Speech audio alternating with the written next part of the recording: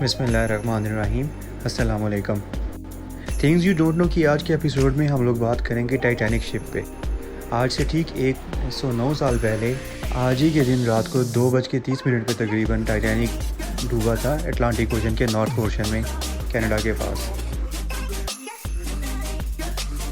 Titanic को तो हम सिर्फ मूवी के एतबार से जानते हैं, लेकिन अगर हम बात करें फैक्ट्स पे तो उस ज़माने का टाइटैनिक सबसे बड़ा शिप था जिसकी लंबाई तकरीबन 900 फुट थी या 289 मीटर्स कह लें आप। RMS कंपनी यूके की शिप ऑपरेटिंग कंपनी है जिसने ये बनाया था टाइटैनिक, और इसका जो प्लान जर्नी था वो साउथहैम्पटन लिवरपूल से लेके न्यूयॉर्क तक था। 12 अप्रैल को इस जहाज़ ने अपने सफ़र का आगाज़ किया।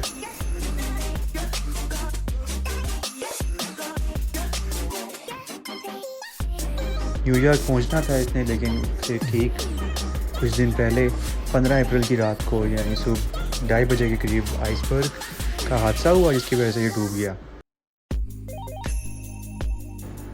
सतह समंदर से तकरीबन 4 किलोमीटर नीचे टाइटैनिक का जो मलबा है या शिप रैक है वो पड़ा हुआ है। हिस्टोरियंस और एडवेंचर के शौकीन डीप सी डाइविंग में जाके टाइटैनिक का जो रैक है वो देखते हैं अपने रिसर्च पर्पसेस के लिए या एडवेंचर के लिए।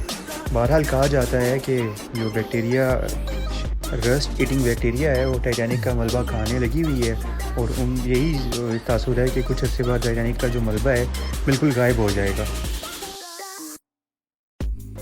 जियोग्राफिकली देखा जाए तो ये एरिया कनाडा के पास है और ठीक ठाक ठंडा इलाका है, ये ठंडा समंदर का पानी है यहाँ पे, जहाँ पे टाइटैनिक का मलबा भी पाया जाता है।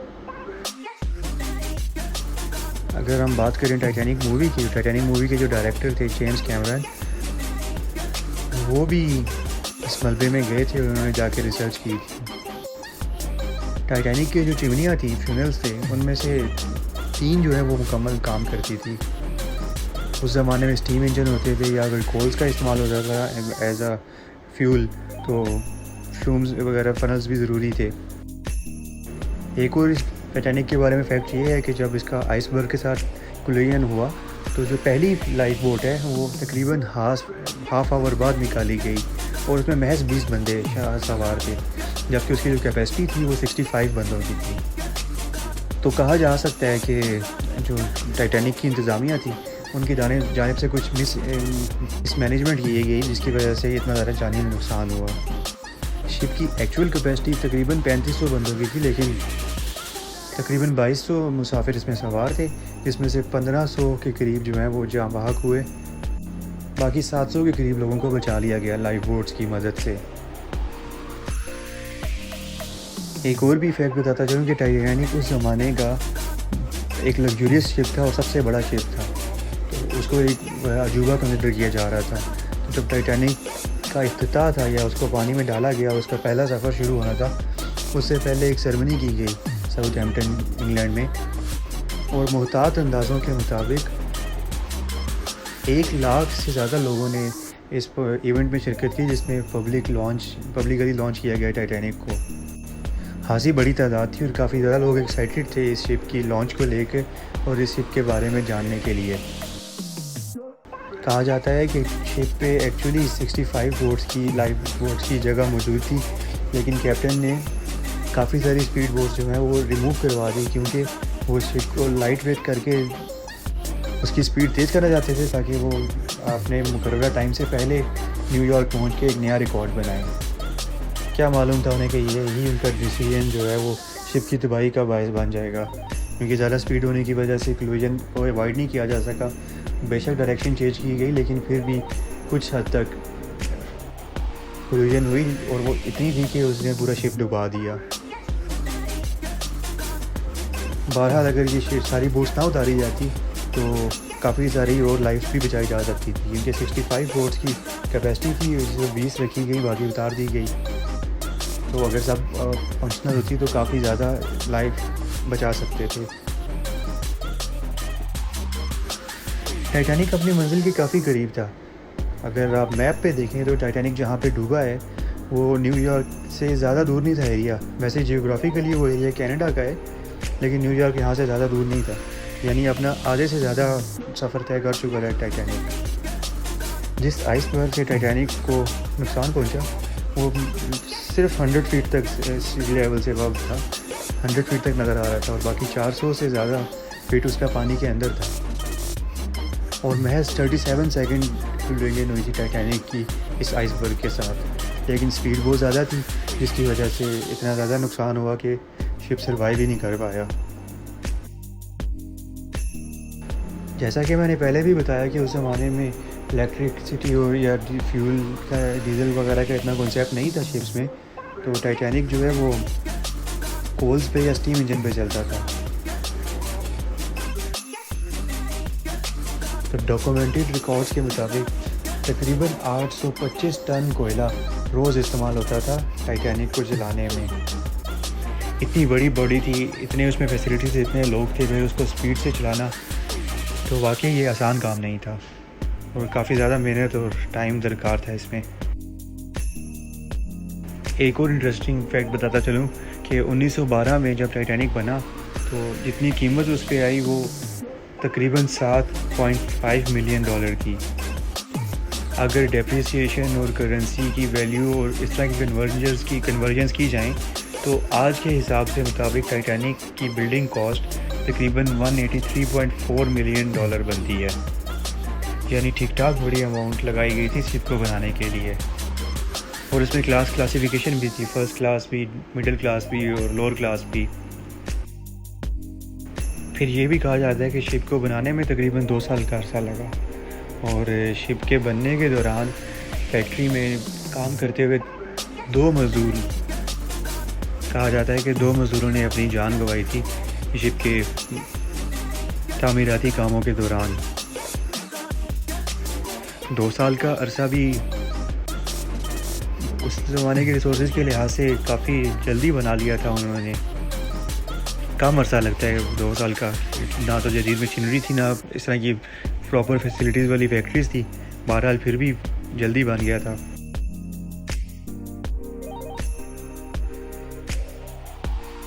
टाइटैनिक शिप के क्रू के बारे में बात करें तो कैप्टन और बाकी सारा स्टाफ मिला के टोटल 908 लोगों का क्रू था। इस 908 के क्रू में अगर जेंडर क्लासिफिकेशन की जाए तो सिर्फ 23 फीमेल वर्कर्स थी, बाकी सारे के सारे क्रू मेंबर जो हैं वो मेल थे।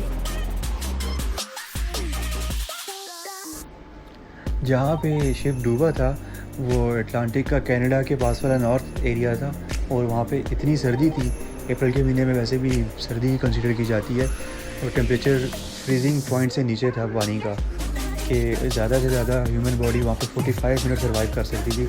उसके बाद हाइपोथर्मिया से उनकी मौत वाक़ई हो जाना एक कुदरती अमल था। इस वजह से भी काफ़ी जानों का ज़िया हुआ, क्योंकि लाइफ जैकेट ज़्यादा देर तक आपको नहीं बचा सकती पानी की ठंडक से।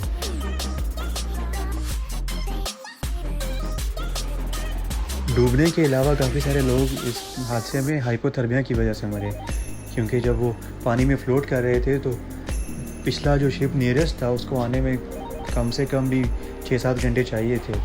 तो इस टाइम को कवर करने के लिए उनके पास इतना टाइम नहीं था कि वो अपनी सांसें बहाल कर सकते, और वो फ्रीज़ होके अपनी जान दे बैठे। जो नियरेस्ट शिप था उसका नाम SS कैलिफोर्निया था। SS कैलिफोर्निया रिकॉर्ड्स के मुताबिक अगर देखा जाए तो उस टाइम पे डिस्टेंस के लिहाज से जितना भी, लेकिन टाइम ट्रैवल के लिहाज से 6-7 घंटे उसको मज़ीद लगने थे यहाँ तक पहुँचने में। जब जहाज़ डूब रहा था टाइटैनिक तो इन्होंने फायरवर्क्स करके सिग्नल देने की कोशिश की थी कि अगर कोई नियर बाई शिप है या कोई देख रहा है तो वो बचाने आ जाए, लेकिन इतना करीब कोई भी नहीं था।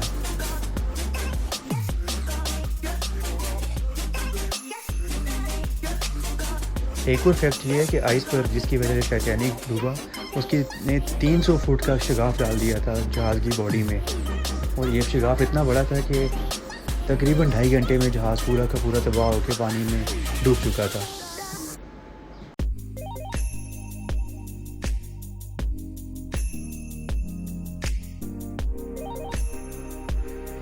टाइटैनिक का official name Royal Mail Steamer RMS Titanic था। ये इसका ऑफिशियल डॉक्यूमेंटेड नाम था। और White Liner sea operating company है जो कि इसकी ओनर थी, जिन्होंने बनाया और जिन्होंने इसको ऑपरेट किया।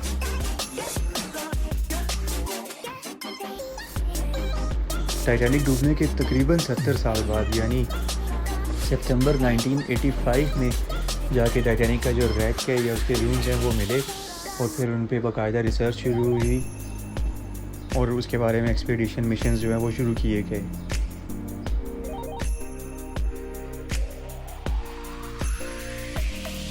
ये टाइटैनिक के बोर्डिंग पास का एक थोड़ा सा अक्स देख लें। कहा जाता है जब जहाज़ डूब रहा था तो तकरीबन 2 घंटे से ज़्यादा टाइम म्यूजिशियंस अपना म्यूज़िक बजाते थे ताकि वो लोगों में पैनिक कम से कम क्रिएट हो, क्योंकि उन्हें मालूम था कि वो अब तो नहीं बच सकते, मर तो जाएंगे। तो उन्होंने फिर भी कोशिश की कि मरते मरते भी खुशियाँ फैलाए लोगों में और पैनिक को जितना कम से कम किया जा सके वो करें। ये अपनी सी कोशिश उन्होंने ज़रूर की थी इस सारे अरसे के दौरान।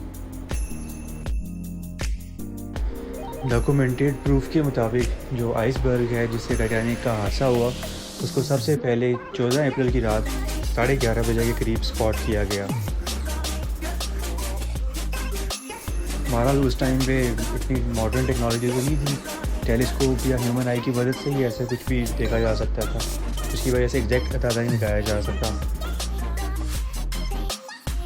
रात का टाइम था, वेदर भी क्लियर नहीं था और ऑप्टिकल इल्यूजन की वजह से ये कहते हैं कि पहले आइसबर्ग का अंदाज़ा नहीं लगाया जा सका और बाद में जब नज़र आ गया तो डाइवर्ट करने की कोशिश की, डायरेक्शन शिप की डायरेक्शन चेंज करने की कोशिश की, लेकिन तब तक स्पीड की वजह से इतना हो गया था कि फिर भी टच हो गया।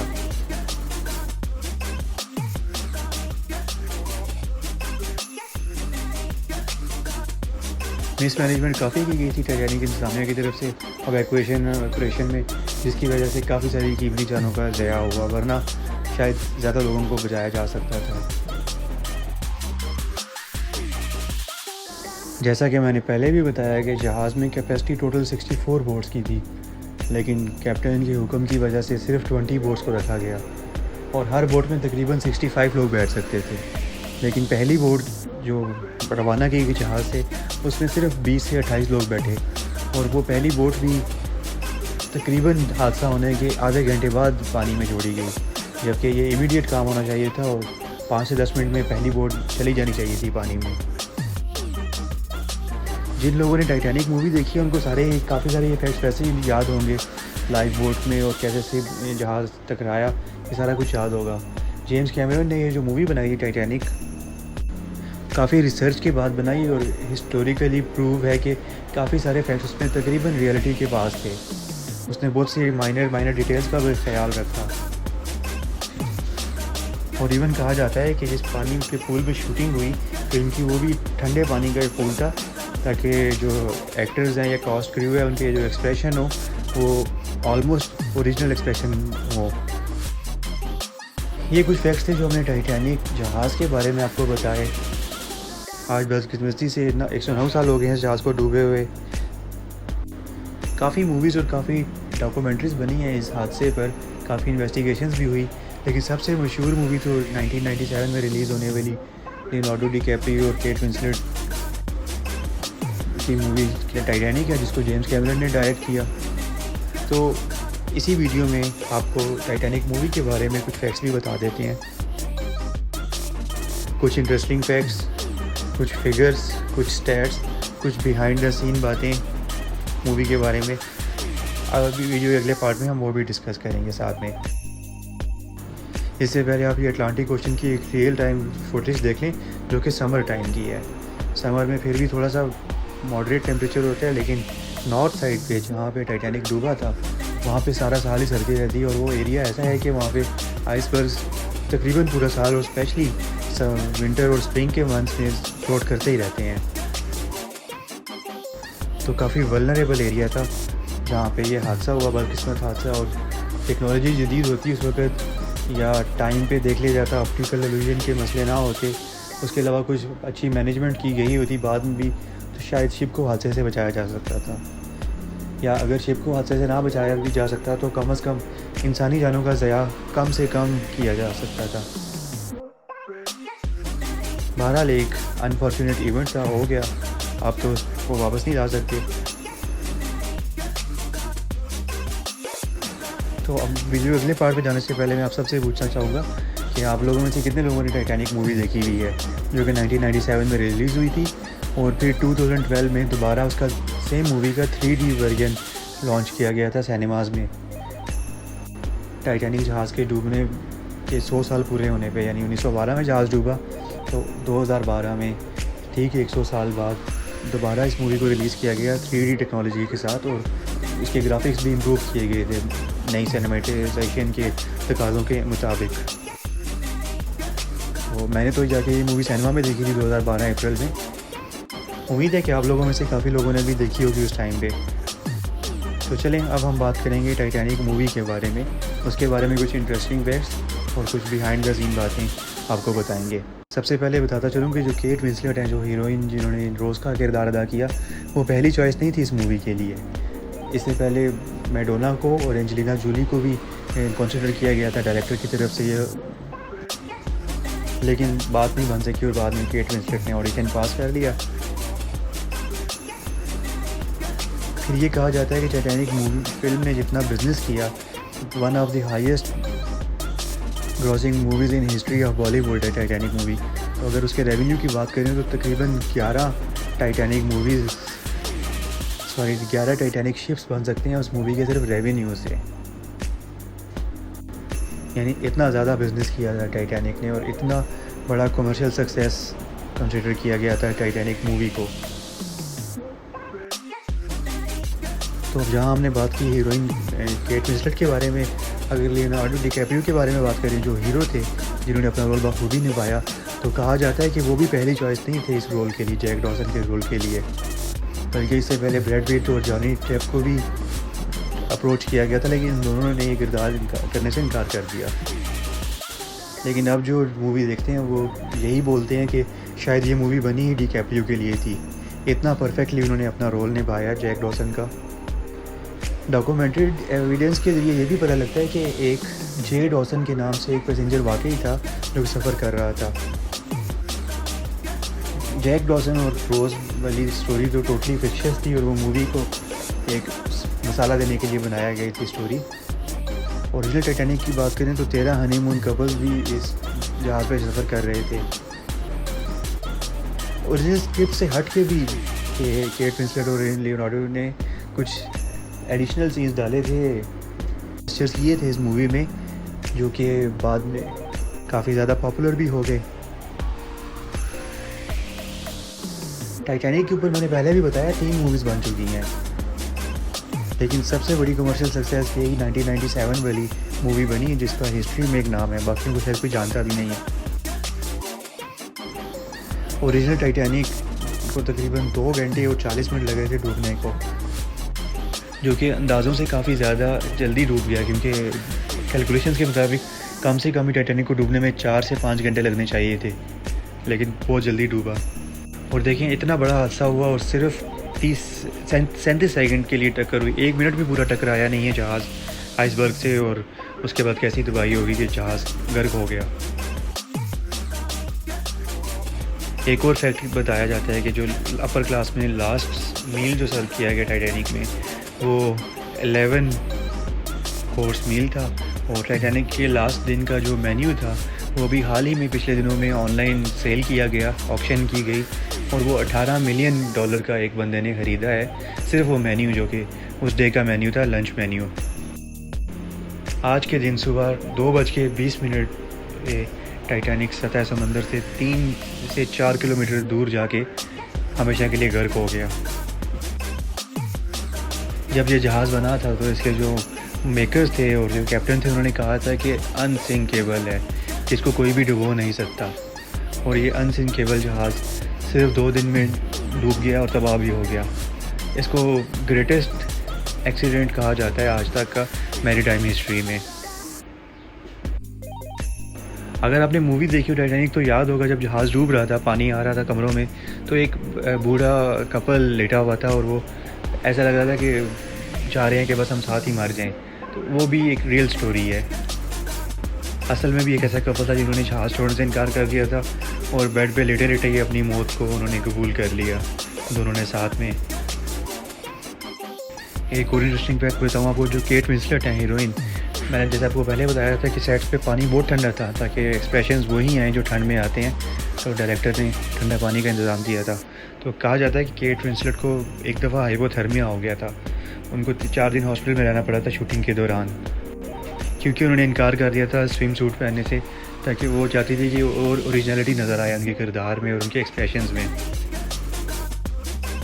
मूवी में कई दफ़ा फुटेज दिखाई गई शुरू में और आखिर में, जो टाइटैनिक की ओरिजिनल बॉडी की थी शिप रैक की, वो ओरिजिनल है। और जेम्स कैमरॉन ने 4 किलोमीटर दूर पानी के नीचे खुद डाइविंग की और उन्होंने खुद फुटेजेस ली इस मूवी में डालने के लिए। डायरेक्टर को माइनर और माइन्यूट डिटेल्स का इतना ख्याल था कि टाइटैनिक मूवी में जो कारपेट्स और इंटीरियर यूज़ हुआ वो उसी कंपनी से उन्होंने ली है जिन्होंने ओरिजिनल टाइटैनिक की कारपेट या फर्निशिंग की थी। जो जहाज़ डूबने के सीन्स थे जिसमें ग्रैंड स्टेयर केस में पानी आता है या कमरों में पानी आता है रेस्टोरेंट्स में, वो नेचुरली थे, मतलब उसमें इफ़ेक्ट नहीं डाला गया, उसमें स्टूडियो को वाकई फ्लड किया गया और बड़ी महारत से जेम्स कैमरॉन ने ये सीन को पिक्चराइज किया, क्योंकि एक ही टेक में उन्होंने सारे ये सीन लेने थे, क्योंकि बार बार तो फ्लडिंग नहीं कर सकते थे ना वहाँ पे, और इफ़ेक्ट से वो नेचुरल फीलिंग नहीं आती थी। तो अगर आपने मूवी देखी तो याद करें कितने परफेक्ट सीन थे, कितना पानी के, वो सब नेचुरल थे। स्टूडियो पूरे को डिबोया गया था एक दफ़ा पानी से, सिर्फ मूवी में ओरिजिनल इफ़ेक्ट्स डालने के लिए, और ये बड़ी मेहनत का काम था और यहाँ पे मार्जिन एरर बिल्कुल भी नहीं था, और एक ही टेक में सारे शॉट्स लेने थे। तकरीबन कहा जाता है कि कुछ एक्टर्स का जंगले में कोट फंस गया था और उनको फिर अपना कोट फ़ौरन उतारना पड़ा था, क्योंकि पानी बढ़ रहा था, तो वरना अच्छा था कि वो पानी में डूब जाते। जितनी मेहनत की गई इस मूवी के लिए, तो उम्मीद नहीं की जा रही थी कि इतना बड़ा सक्सेस होगा, क्योंकि जेम्स कैमरॉन और जो प्रोडक्शन टीम है उनको ये अंदाज़ा था कि शायद जो ये मूवी है ये अपना बजट भी पूरा ना कर सके, क्योंकि बहुत ज़्यादा बजट इसने एक्सीड कर दिया था। 109 मिलियन इसका बजट था और तकरीबन 200 मिलियन से ऊपर ये चली गई थी मूवी टोटल। लेकिन बाद में तो फिर वो उनकी लक है कि ये हिस्ट्री की बड़ी मूवीज़ में से एक बन गई। My heart will go on, जो कि मशहूर तरीन गाना बना टाइटैनिक की एक पहचान बन गया। ओरिजिनली वो इस मूवी के लिए नहीं था, इवन जिस सिंगर ने गाया था उनको भी ये गाना पसंद नहीं आया था, लेकिन जब जेम्स ने ये गाना सुना तो उनको पसंद आया, तो इसको इस मूवी में डाला, तो ये one of the best song बन गया, उस सिंगर के लिए भी और इस मूवी की भी पहचान बन गया। काफ़ी सालों तक ये टॉप ग्रॉसिंग एल्बम रहा और इसके 17 से ज़्यादा ज़ुबानों में वर्जन्स निकाले गए, और आज भी जब आप सुनते हैं every night in my dream तो लगता है कि अभी गाना ये पुराना नहीं हुआ। मूवी में अगर आपने नोट किया होगा कि जो ट्रेन स्टेयर केस पे जब पानी आता है क्लॉक के पास, तो 2:15 का टाइम होता है उस टाइम क्लॉक पे, तो एक्चुअल में भी देखा जाए तो 2:20 का टाइम था, यानी 5 मिनट का फ़र्क उसके बाद, कि जिसमें जहाज़ मुकम्मल तौर पे डूब गया था और पानी की तह में चला गया था। यानी जेम्स कैमरॉन ने इतनी माइनर डिटेल्स का भी ख्याल रखा है मूवी में ताकि वो ओरिजिनलिटी लगे। जैसे मैंने बताया पहले भी कि कुछ सीन एक्टर और एक्ट्रेस ने अपने पास से किए थे, तो इसमें जो एक सीन था जिसमें दिखाया गया है कि जैक जो है वो रोज़ को थूकना सिखा रहा होता है, वो भी टोटली इम्प्रोवाइज था, ओरिजिनल स्क्रिप्ट का ऐसा नहीं था ये। लेकिन बहरहाल नेचुरलिटी देख के सीन की वो अच्छा लगा डायरेक्टर को, उन्होंने कट नहीं किया, और वो फिर बाद में साबित हुआ कि one of the iconic scenes of movies में से एक था। इसी तरह एक और सीन जहाँ पे रोज़ ने यानी केट विंसलेट ने अपने मैगेदर के मुंह पे थूकती हैं और वो चली जाती हैं गुस्से से, वो भी टोटली इम्प्रोवाइज था, यानी वो कि ओरिजिनल स्क्रिप्ट का ऐसा नहीं था, लेकिन रोज़ ने अपने पास से किया और वो भी पसंद आया प्रोडक्शन टीम को, सिचुएशन के मुताबिक ठीक लगा, तो उसको कट नहीं किया गया, वो भी एक आइकॉनिक सीन्स में से एक बन गया। एक और इंटरेस्टिंग बात, जहाज़ के डूबने के बाद जो आखिरी सीन था मूवी का, जिसमें रोज़ लेटी होती है तख्ते के ऊपर और जैक वहाँ पे डूब के फिर मर जाता है, वो असल जहाज़ का तख्ता था। तकरीबन 600 के करीब जो जहाज़ के वुडन पीसेस मिले हैं, उनमें से एक था वो पीस जिसको जेम्स कैमरॉन ने लिया और उसको अब उस पर आखिरी फ़िल्म का जो सीन है वो फ़िल्म बंद किया। ज़ाहिरी बात है, अब वो अटलांटिक ओशन में तो नहीं डूब रही थी रोज़ उस टाइम पे मूवी में, वो तो पूल ही था, पर तो इफ़ेक्ट्स के ज़रिए बाद में उसको बनाया गया कि अटलांटिक ओशन में डूब रही है। लेकिन बहरहाल वो जो इस शिप का टुकड़ा था वो असल टाइटैनिक का टुकड़ा था।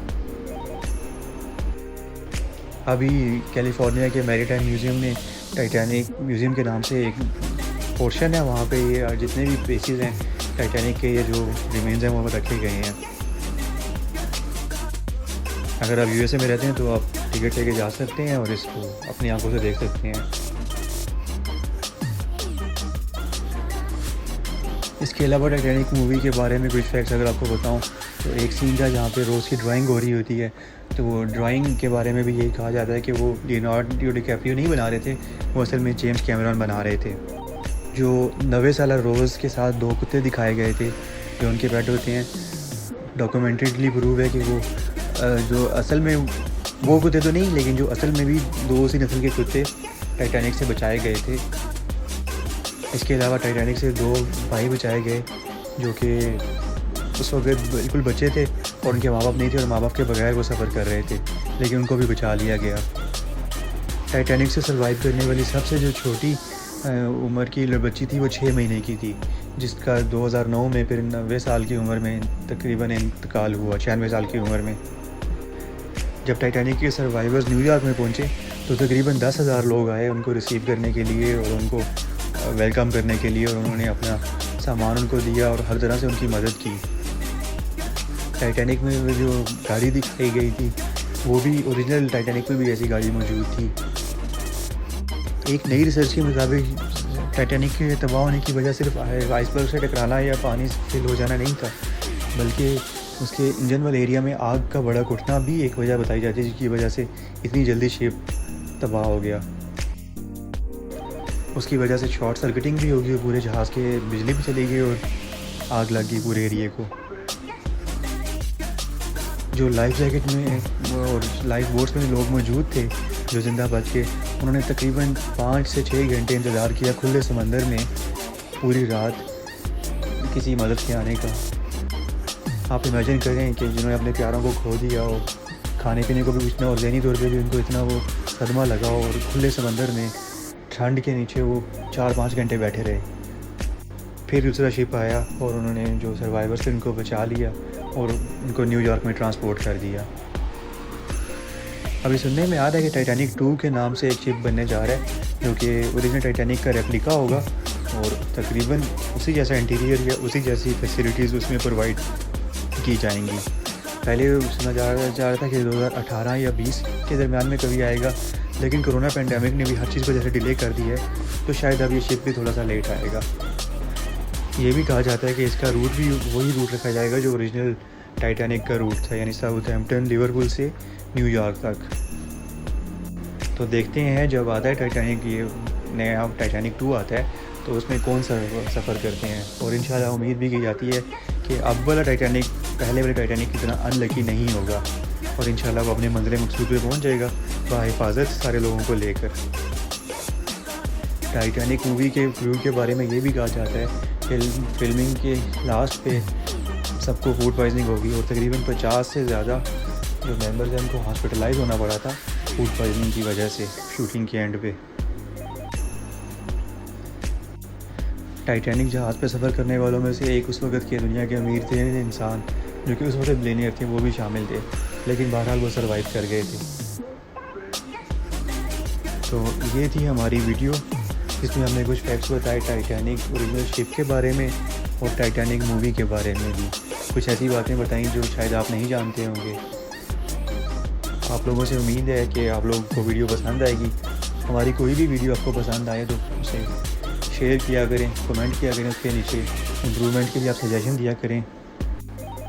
और मेरी यही रिक्वेस्ट है आप लोगों से कि चैनल को सब्सक्राइब भी करें जो भी वीडियो देख रहे हैं, उसके अलावा बेल आइकन प्रेस करें क्योंकि दिन में काफ़ी वीडियोस हम बनाते हैं, डिफरेंट दिलचस्पी के टॉपिक्स पे वीडियो बनाते हैं, तो ताकि जो भी वीडियो आए सबसे पहले आपको उसका नोटिफिकेशन मिले और आप वीडियो को देख सकें। और जिसको टाइटैनिक मूवी पसंद आई थी वो कमेंट में बताएं। और उनके जो टाइटैनिक का जो टाइटल ट्रैक था उसके लिरिक्स पे सबको याद होंगे, लेकिन जिसको याद है वो लिखे। अपना ख्याल रखें, दुआओं में याद रखिएगा।